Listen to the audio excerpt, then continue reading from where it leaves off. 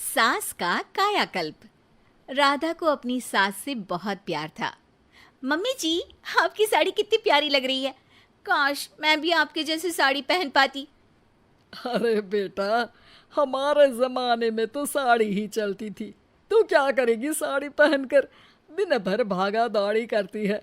Sari comfortable नहीं feel कराएगी। तू तो ऐसे ही जचती है बेटा।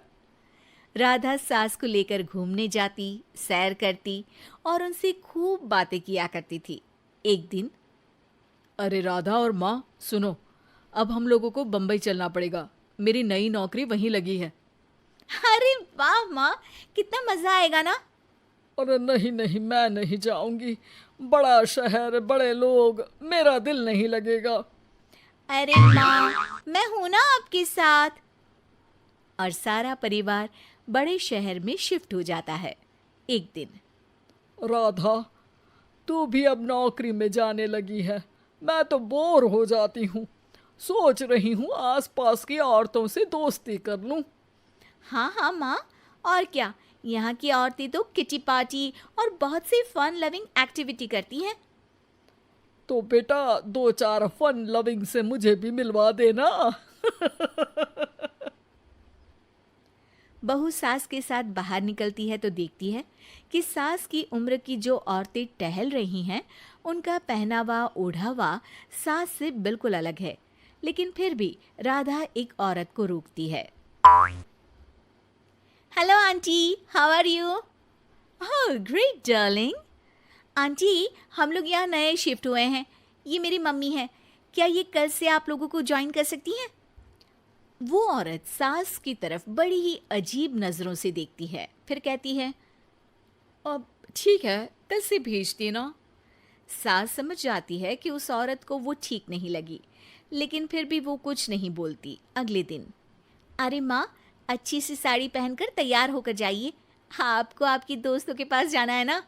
और नहीं नहीं, मैं सोच रही हूँ घर पर बैठकर टीवी देखूं। वैसे भी रामायण का नया एपिसोड आएगा। नहीं माँ, आप जाओ ना, लोगों से मिलो, बात करो, अच्छा लगेगा। ना चाहते हुए भी सास उन लोगों के पास जाती है, लेकिन सभी सास से बुरा व्यवहार करते हैं। सास मुंह लटकाकर घर आ जाती है। बहू समझ जाती है कि सास को कुछ हुआ है। वो रोज सास को पार्क में भेजती, लेकिन सास रोज मुंह लटकाकर वापस आ जाती। क्या हुआ माँ, आप बाहर जाकर खुश नहीं होती हैं?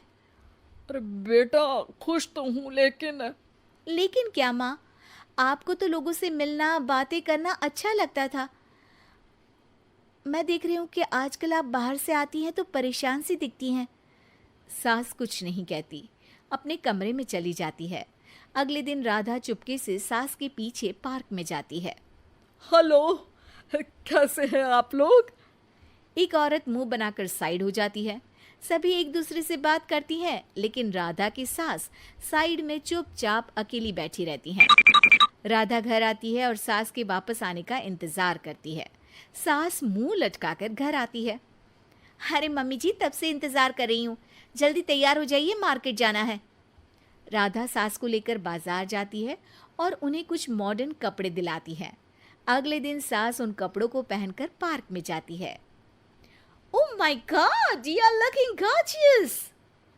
ब्यूटीफुल टॉप, कहाँ से लिया? हे, मेरे घर में कल किटी है, तुम जरूर आना।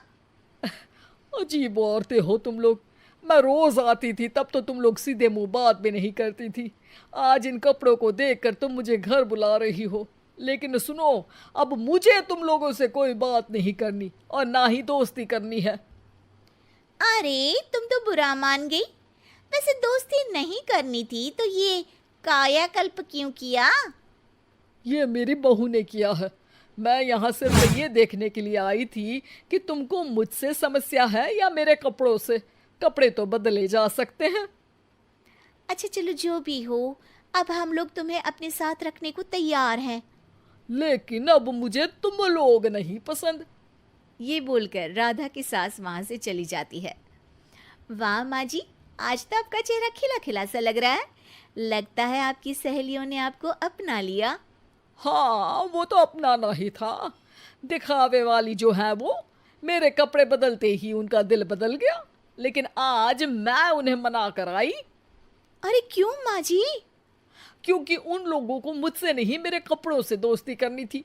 वैसे मेरे पास तो तू है ना, मेरी प्यारी बहू, मुझे किसी की जरूरत नहीं है। अरे नहीं नहीं माँ जी, आप ऐसा क्यों सोच रही हैं? बेटा ये गलत भी तो नहीं है, जैसा देश वैसा भेष। क्यों?